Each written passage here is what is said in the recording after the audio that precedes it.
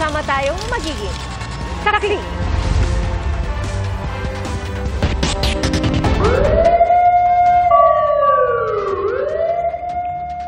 Sa kuha ng drone na ito, kita ang nagngangalit na apoy at makapal na maitim na usok na bumulabog sa San Joaquin, Pasig. Sumiklab ang apoy pasado alas 7 kanina umaga at tuluyang naapula matapos ng isang oras. Ayon sa BFP, nasa 10 pamilya ang naapektuhan. At ngayong gabi naman, nagkasunog sa isang commercial building sa Macapagal Boulevard sa Pasay. Ayon sa BFP, umabot sa unang alarma ang sunog na nagsimula alas 8:30 ng gabi. Agad namang nailikas ang crew at mga customer ng nasunog na restaurant. Pasado alas 9 ng gabi, naapula ang sunog na inaalam pa ang sanhi. Pinag-aaralang ipagbawal ang pagtitipon-tipon at pagtambay sa ilang bahagi ng Marilake Highway sa Rizal. Kasunod po yan ang banggaan ng dalawang rider na sinusubukan ng Superman technique sa exhibition. Isa ang patay. Saksi si Joseph Moro. Pasiklaban ang dalawang rider sa Marilake Highway sa Sitio Manukan, Tanay Rizal nitong linggo. Alas Superman habang minamanehong maharurot ng mga motor.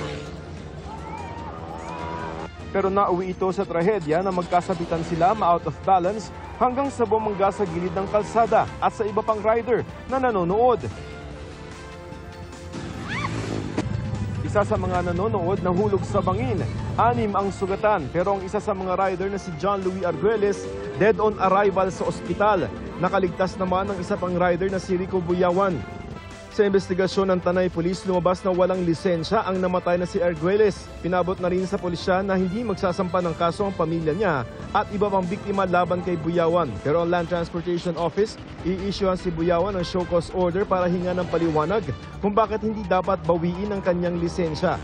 Ayon sa PNP Highway Patrol Group, ngayong Enero pa lamang, 13 na ang nadisgrasya sa highway. Dito sa Marilake Highway, 5 yung sinasabi nila na laruan ng mga rider. Kaya hamon para sa mga otoridad ang pagbabantay dahil tila habulang pusa't daga ang nangyayari. Bukod sa Sitio Manukan, ginagawa rin umunong karerahan ang Devil's Corner na sakop din ng Tanay, Big C, Kubo ni David at Palo Alto. Meron din silang ginagawa na mga codes nila na umiiwas. Paalaala ng HPG, pwedeng maharap sa kasong kriminal ang mga nagkakarera sa Marilake. Pinag-iisipan din umano ng munisipyo na ipagbawal na ang pagtitipon-tipon sa lugar. Ang third mayor ay pag-aralan Na para pagawan ng ordinance. Yun yung pagbabawal ng tumambay doon sa particular place na yon. mas paigtingin daw ang pagbabantay ng LTO katuwang ang PNP at ang LGU. Naglagay na rin ng outpost ang Rizal Police kung saan madalas maganap ang aksidente sa highway. Sa pagdinig ng Senado kahapon, sinabi ng Department of Public Works and Highways na naglagay na sila ng rumble strips sa kalsada para iwas aksidente. Sa curved road, from the videos that I see from social media, there are now rumble strips that are installed. I'm sure, Your Honor, it's being used as a racing place for motorcycles. Para sa mga rider, mahigpit na pagbabantay sa lugar ang solusyon. Dat po laging meron dito checkpoint. Titikitan, mahuhulihin. Matatakot na. Kung uulitin pa nila, mas maganda maano yung lisensya. Para sa GMA Integrated News, Joseph Morong ang inyong saksi. Kinumpirma ni Senador Raffy Tulfo na natiketa ng anak niyang kongresista matapos dumaan ang SUV nito sa EDSA busway. Pinagsabihan na raw ni Tulfo ang anak. Saksi si Mark Salazar. May sticker ng official seal ng House of Representatives ang SUV na ito na pinara ng Special Action and Intelligence Committee for Transportation o SAIC noong Huwebes. Dumaan daw kasi ito at ang kakonvoy na isa pang itim na SUV sa EDSA busway. Unang tinikita ng naunang sasakyan na ang rehistro nakapangalan kay Quezon City 2nd District Representative Ralph Wendell Tulfo, anak ni Senador Raffy Tulfo. Bagaman hindi raw siya nagmamaneho noon. Sinubukan naming makuha ang panig ni Congressman Tulfo pero wala pa siyang sagot. Pero sa panayam ng Senate media sa kanyang ama, inamin ni Senador Raffy Tulfo na sa anak nga niya ang sasakyan. Well, in-admit naman niya, yung susunungan niya. nag-apologize siya. So, as long as hindi siya tumakas, hindi siya gumamit ng plaka, which karapatan niya gumamit, pero hindi siya gumamit. Mahirap talaga eh. Hindi siya kasama. Kaya lang, so happen, nagamit kayo, at nakakaalam pa nagmamadali siya. Hindi driver niya ata ang tumasok.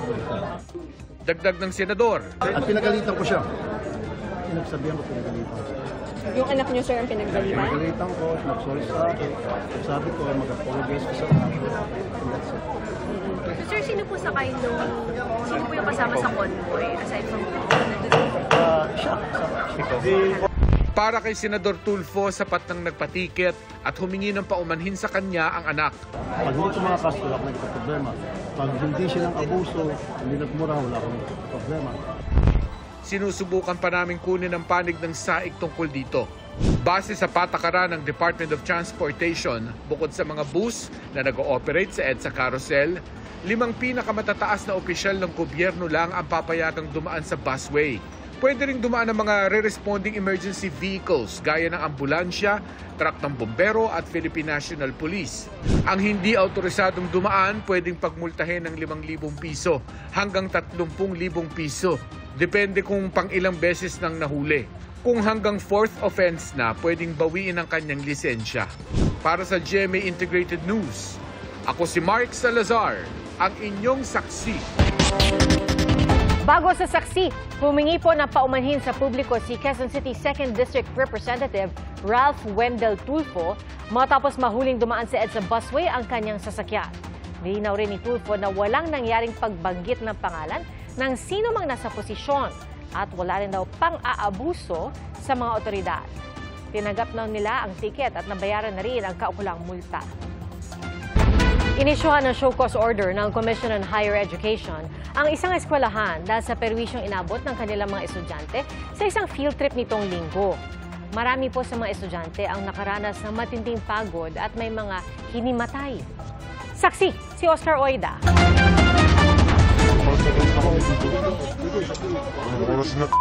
Ang masesa ng field trip, 7:04 dito kami nakasakay. nauwi sa pagka-bad trip ng mga estudyante. Kasama ng matinding pagod at pag-aalala sa kanilang kaligtasan. Lakad namin puro puno dito. Time check, 9:36. Ipinagdiwang ang foundation anniversary ng kanilang eskwelahan. Kaya nagtungo sa Hermosa, Bataan ang mga estudyante ng Best Drink College of the Philippines. Sa kanilang hiling, itinago namin ang kanilang mga mukha at binago ang kanilang mga boses para protektahan ang kanilang pagkakakilanlan. Alas 6:30 ng gabi, natapos ang programang idinao sa isang resort. Nang mag-uuwian na, saka raw nagkaaberya. Sa madilim na highway na pilitang maglakad ng ilang kilometro ang marami sa mga estudyante. Marami raw kasi sa mga bus na sasakyan nila pabalik sa Quezon City. Sa ibang barangay pumarada. May trabaho pa bukas. Ang ilang nakakita sa mga estudyante na awa at nag-alok ng tulong at inumin. Tumagal daw ng kulang-kulang 4 na oras ang paglalakad ni na Tony, di niya tunay na pangalan. Di pa po ako nakakalahati ng 7 p.m. Hanggang 8 p.m. marami na po ako nakitang nahimatay. 3 hanggang 4 na po yung nakita kong kinuha ng mga rescuer para bigyan ng first aid. Muntik umunong himatayin si Roy, di rin niya tunay na pangalan. Nahihirapan na po ako huminga tapos naglalagawa na po yung paningin ko. At pagod na po kami. Gutom po din po kung nakalala yung mga classmate ko sa akin. Nahabag sa kanila ang ilang residente. Lagi yung mga resident ng Bataan is nagbibigay sila ng mga tubig, nagpapalabas sila ng mga galon. Then yung iba po is naglalabas ng kaldero, nagbibigay ng ulam. Na-appreciate namin yung kabutihang loob ng mga taga-Bataan. Pagpatak na madaling araw noon, hindi pa rin daw nakauwi ang isang estudyante, kaya matinding pag-aalala ang naranasan ng kanyang ina. Dapat 10 p.m. nandito na sila sa bahay, yung pinirmahan namin. Nag-aalala na kami sa kanya. Pagdating niya, sobrang pagod niya, sobrang gutom na gutom. Sa isang pahayag, sinabi ng Commission on Higher Education na masusi nilang iniimbestigahan ang pangyayari. Kaugnay nito, nag-issue na raw ang CHED ng show cause order laban sa paaralan. Ang Quezon City LGU na may sakop sa paaralan, sinabing magsasagawa rin ng investigasyon kaugnay sa insidente. Sinadya namin ang campus ng Bestlink College sa Quezon City, pero ayon sa gwardiya, wala raw pasok at walang pwedeng kumausap sa amin. Hindi itong unang pagkakataon na nasangkot sa kontrobersya ang eskwelahan dahil sa field trip. Taong 2017, nauwi sa trahedya ang field trip sa Tanay, Rizal ng Bestlink College of the Philippines, Quezon City Campus. Ang isa sa mga bus na sinasakyan ng mga estudyante papunta sa kanilang medical and survival training nawala ng preno, bumangga sa steel railings at tumama sa poste ng kuryente. Hindi bababa sa 15 ang nasawi, kabilang ang driver ng bus. Nasa 30 naman ang sugatan. Nangako noon ang eskwelahan na sasagot sa pagpapagamot sa mga sugatan at pagpapalibing sa mga pumanaw. Para sa GMA Integrated News, ako si Oscar Oid ang inyong saksi. Inihayag sa Korte Suprema ang petisyon para ipawalang bisa ang 6.3 trillion peso national budget para sa 2025. Sa petition for certiorari and prohibition na inihain ni ng Congressman Isidro Ungab at dating Executive Secretary Attorney Vic Rodriguez, paglabag daw sa konstitusyon ang pagkakaroon ng mablangko sa Bicameral Conference Committee report ng Kongreso na naging basehan ng 2025 General Appropriations Act. Pinasasagot sa petisyon sina House Speaker Martin Romualdez, Senate President Chis Escudero at Executive Secretary Lucas Bersamin. Sabi ni Escudero, welcome sa kanila ang petisyon. Hindi raw ito dapat katakutan dahil bahagi yan ng demokrasya. Si Romualdez, pag-aaralan pa raw ang petisyon. Sabi naman ni Bersamin, hindi pa niya nakikita ang nilalaman nito, kaya masyado pang maaga para magkomento. Ibinasura ng Quezon City Prosecutor's Office ang patong-patong na reklamo ng QCPD laban kay Vice President Sara Duterte. Kaugnay po ito sa alegasyong ginamitan sila ng puwersa ng kampo ng Vice Presidente noong inilipat ng ospital ang Chief of Staff ni Vice President Duterte. Saksi, si Rafi Tima.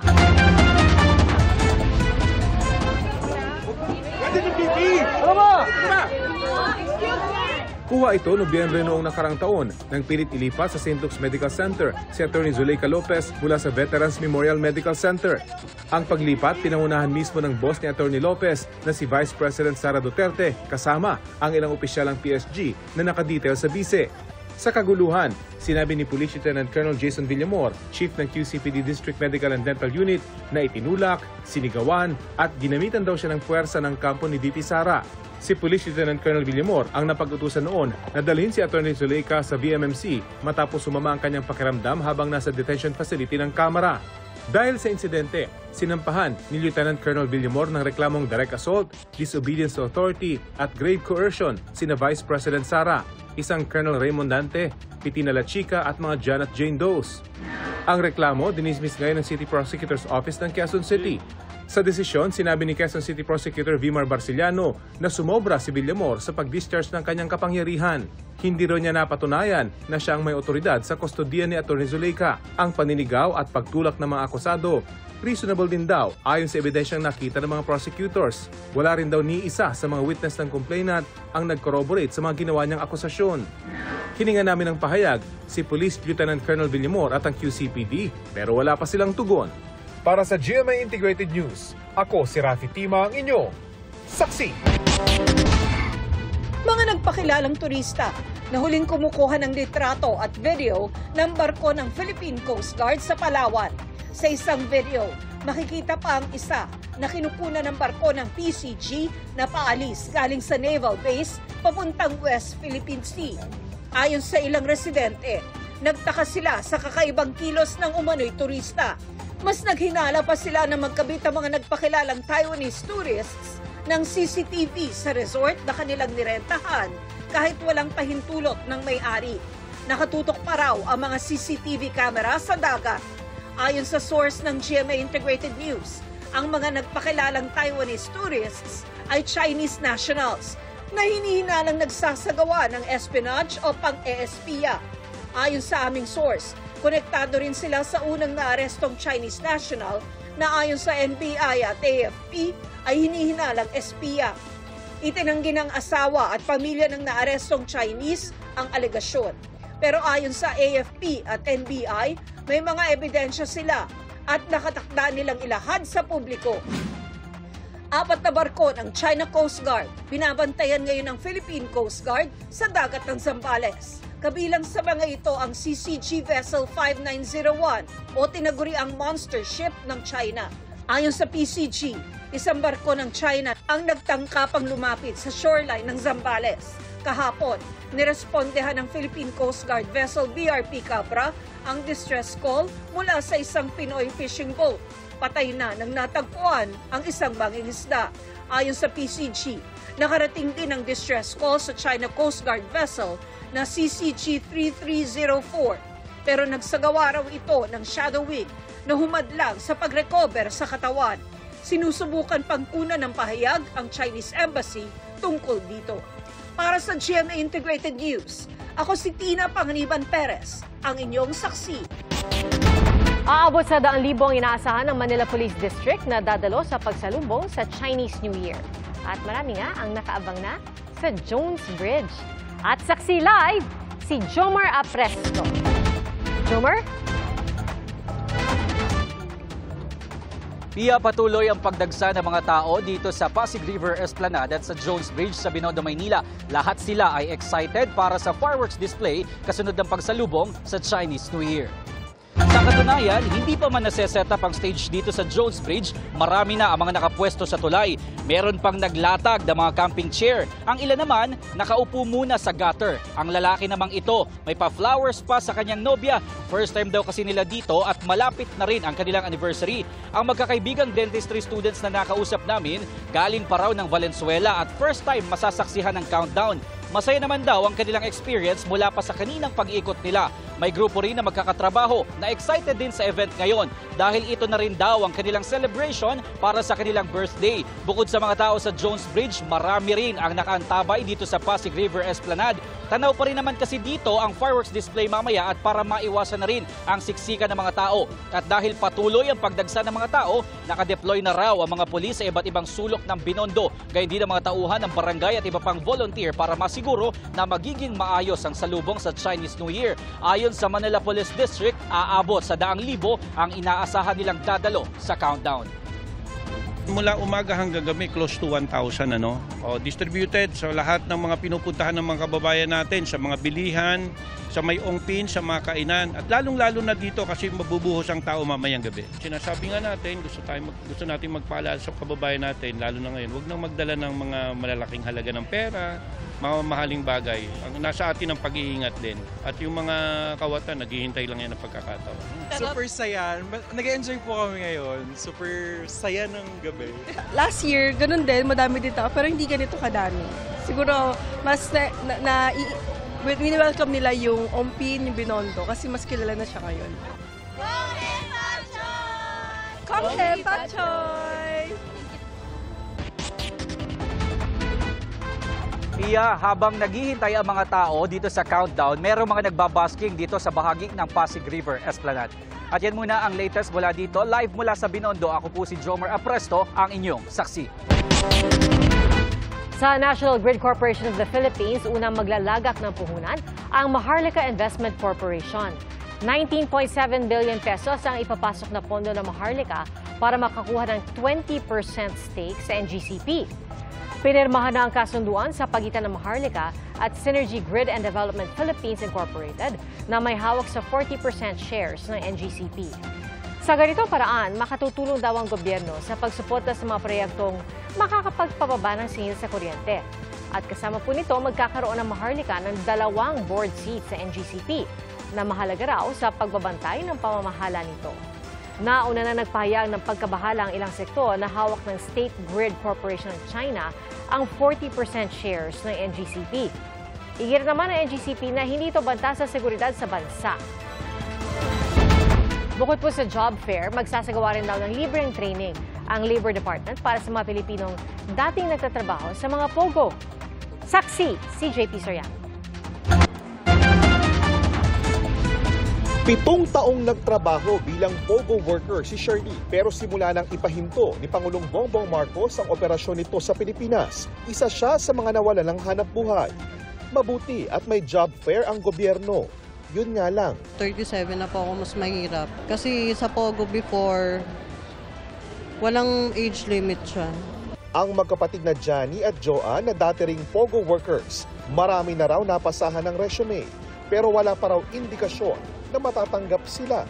Kahit po hindi po kami graduate, mga undergrad lang po ganun. Tinanggap po kami ng POGO. Ngayon po, medyo hard po maghanap ng work. And sabi po sa mga na-sendan ko ng resume, i-email na lang po if ever na makukuha po. Tuloy-tuloy naman daw ang programa ng Department of Labor and Employment o DOLE para hanapan sila ng trabaho. Pero baka raw hindi kaya ang mga paunang sahod. Baka nakikitin lang trabaho sa mga jobs fair, karamihan ay entry level o minimum wage lamang. Kaya ang sweldo nila sa mga IGLs mas mataas sa minimum wage. Kaya bukod sa job fair, magkakasa rin sila ng libreng training para sa dagdag kaalaman o yung upskilling o retooling para maging kwalipikado sa mga available na trabaho ngayon. Ayon sa DOLE, ang top 5 in-demand jobs para sa taong ito ay mga trabahong may kinalaman sa information technology, food manufacturing, hotel and restaurant industry, clerical worker o office staff, at mga manggagawa mula sa renewable energy sector. Hanggang bukas, January 29 ang job fair sa Pasay, kung saan mahigit 5,000 trabaho ang inaalok. Bukas din ito sa mga fresh grad at iba pang naghahanap ng oportunidad.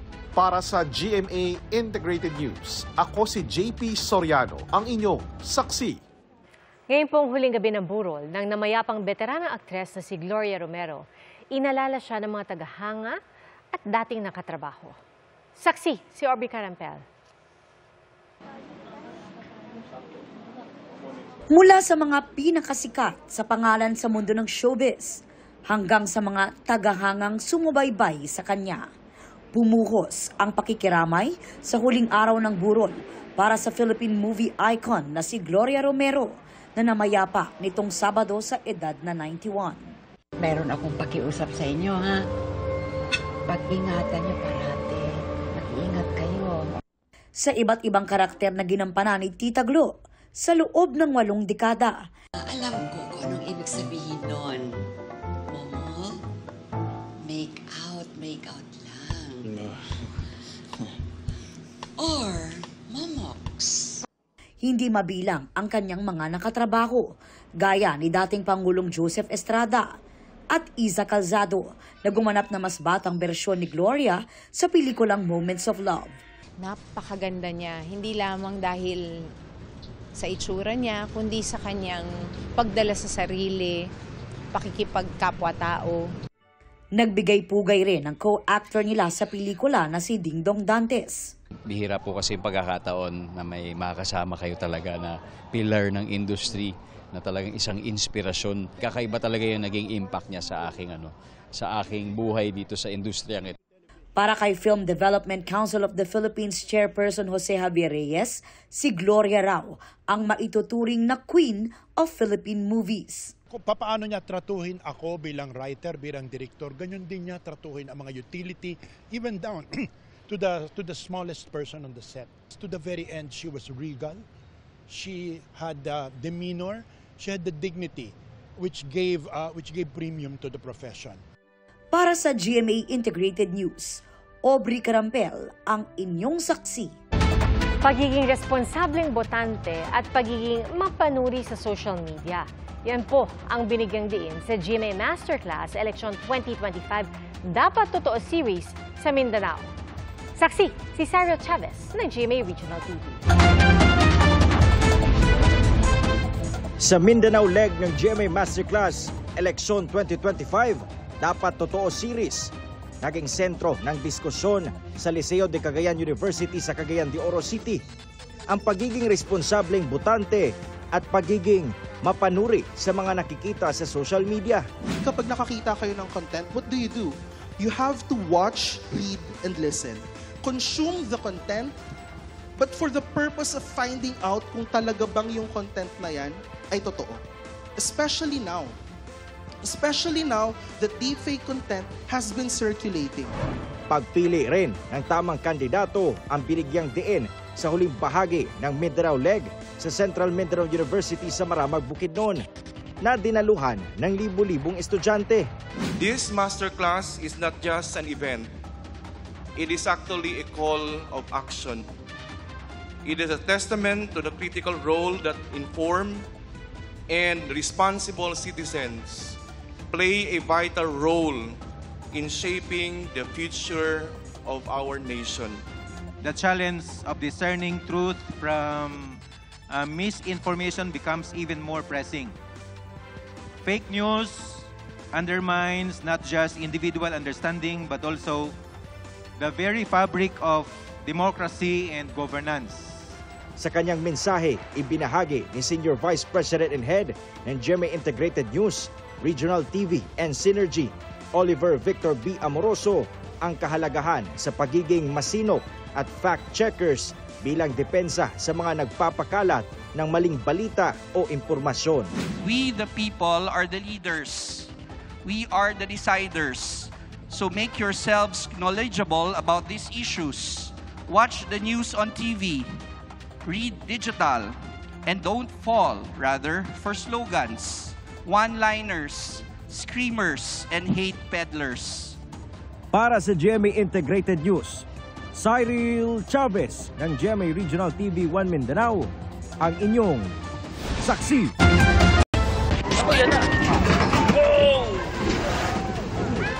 Nagpagewang-gewang ang truck na yan na may kargang pakwan habang sinusubukang sumampa sa isang barko sa pantalan ng Abra de Ilog sa Occidental Mindoro. Muntik pa itong mahulog sa dagat. Ayon sa PIO ng Occidental Mindoro, dumulas at gumalaw ang barko dahil hindi pa ito nakatali noong biglang lumakas ng alon. Napatalon ang driver at pahinante. Nadulas pang pahinante. Agad namang naaksyonan ng insidente at ligtas na naibaba ang truck mula sa barko. Kinailangang butasan ng isang pader sa compound ng Department of Education sa Bonggao, Tawi-Tawi. Sa ganitong paraan, pinalabas ng baha. Ayon sa MDRRMO, nalubog ang nasa 8 barangay dala ng malakas na ulan at bahang nagmula sa mga bundok. Hindi maayos ang daloy ng tubig dahil barado raw ng basura at debris ang mga drainage canal. Ay sa Pag-asa, epekto ng shear line at easterlies ang sama ng panahon sa Tawi-Tawi. Apektado rin naman ito ang iba pang bahagi ng bansa kasama ang amihan at posible pang magdulot ng mga pag-ulan bukas. Naitala naman kanina sa Quezon City ang pinakamalamig na temperatura sa Metro Manila mula nang umihip ang amihan, 20.4 degrees Celsius. Kaninang alas 5 na umaga po yan. Mas malamig pa sa Baguio City na umabot sa 11.8 degrees Celsius at sa La Trinidad, Benguet kung saan naitala ang 9.6 degrees Celsius.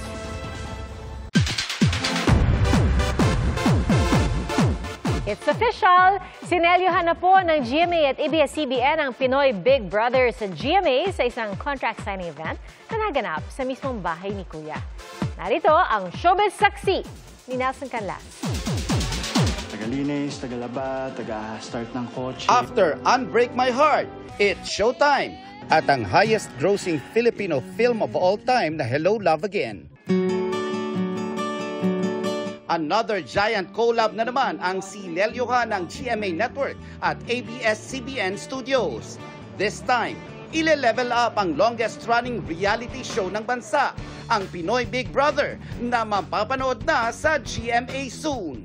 Kahapon pa lang nung nag-breaking news, sobrang dami ng messages. Nagsasabi na sino yung mga gusto nilang mapanood, sino gusto nilang makita sa loob ng bahay ni Kuya. We commit to giving you a very exciting, compelling, fun, and enjoyable experience as we join forces, GMA and ABS-CBN. Pumirma para sa GMA, sina GMA Network President and Chief Executive Officer Gilberto R. Duwabig Jr., Executive Committee Chairman Joel G. Jimenez, Senior Vice President for GMA Network, Attorney Annette Gozon Valdez. Sa hanay naman ng Kapamilya Network, pumirma sina ABS-CBN Chairman Mark L. Lopez, President and CEO Carlo L. Katigbak, at COO for Broadcast, Maria Socorro V. Vidanes. Present din ang ilang opisyal ng Kapuso Network.